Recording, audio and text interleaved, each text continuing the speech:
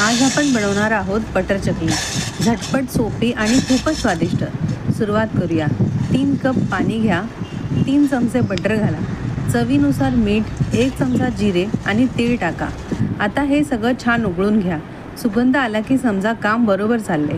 त्यात 3 कप तांदळाचं पीठ घाला आणि पटकन मिक्स करा. थोड्याच वेळात ते घट्ट होईल.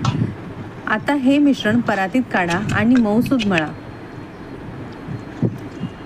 पीठ मळून झाले की चकलीच्या साच्याला तेल लावून त्यात पिठाच्या गोळ्याचा थोडे पोर्शन त्यात टाका.